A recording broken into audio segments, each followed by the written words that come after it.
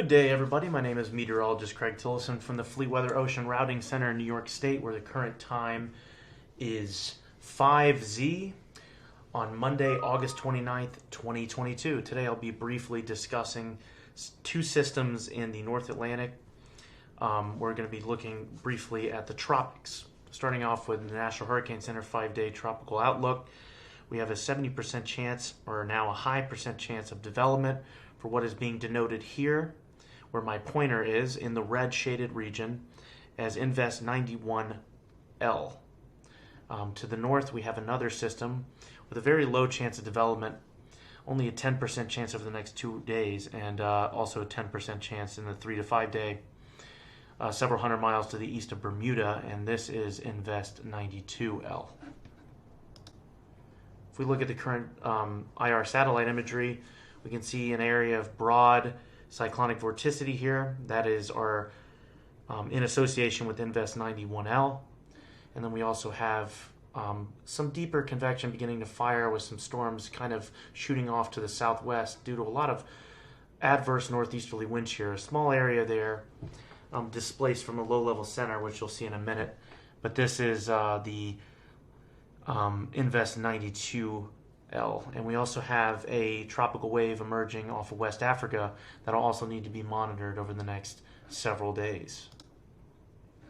If we start with the northern system, 92L, we can see that this little blow up of clouds here off to the southwest is some of the deeper thunderstorms kind of trying to form within the circulation of this, what is now just a subtropical low, a shallow subtropical low, shallow warm core system rather, should I say. It is completely closed off at the surface, but it's displaced off to the northeast due to that high degree of northeasterly wind shear, and that's why this system is likely not going to develop.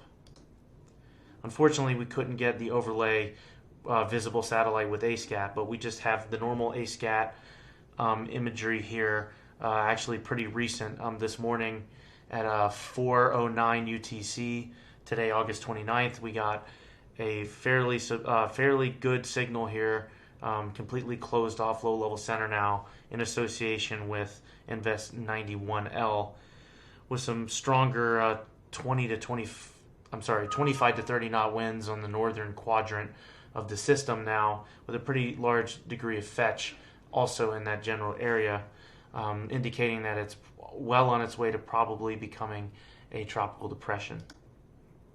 If we look at the GFS model and kind of look at the mid-level dry air or the mid-level moisture relative humidity, starting here with 91L, we see that it's kind of combating some dry air, and this is in association with an upper-level trough actually in this area, upper-level low, and so there's a lot of dry air kind of impacting that system, and maybe some dry air entrainment going forward. But if we bring this out to 6Z Saturday, September 3rd, we see that it begins to kind of overcome that dry air north of the Lesser Antilles and begin to strengthen.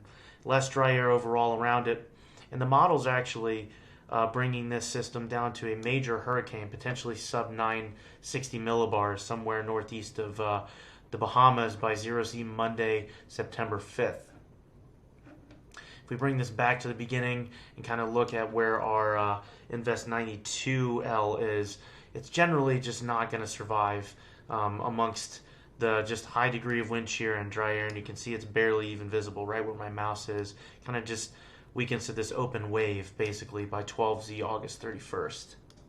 If we look at the ensemble members with 91L, we see that generally it keeps it fairly weak, as it deals with that upper trough over the next couple of days. But there are a couple of members here, like we were seeing from the trends in the model, the operational run, that bring this down to a sub 990 millibar tropical storm potentially. The mean, though, keeps it relatively weak. So this is generally trending slightly stronger, and is anticipated to strengthen somewhere north of the Lesser Antilles or Greater Antilles, so something to keep an eye on going forward. And lastly, just briefly looking at the ensemble track members here with regard to Invest 92L. Like I said, this is not going to really do anything at all. It's just going to meander around, move almost quasi-stationary over the next 24 hours, and then just kind of slightly bend to the south before eventually off to the southwest, where it's expected to weaken. This is the surface chart here, 10-meter wind and mean sea level pressure. Let's bring this out in time. We can see that the operational run of the GFS keeps us relatively weak until we get to about September 2nd at 0Z. We can see that it kind of tries to develop and then weaken again, and then it's just kind of on and off as it battles through the dry air and upper level wind. But then as we head into September 5th at 0Z, it tries to finally get its act together there northeast of the Bahamas, as I was talking about in the previous slides. And then real briefly again, 92L just anticipated to move there, and you can see we've already lost our isobar. It becomes basically this weak, very weak open wave by August 31st at 12Z. Once again, I'm Craig Tillison from the Fleetweather Ocean Routing Center in New York. Everybody stay connected and safe.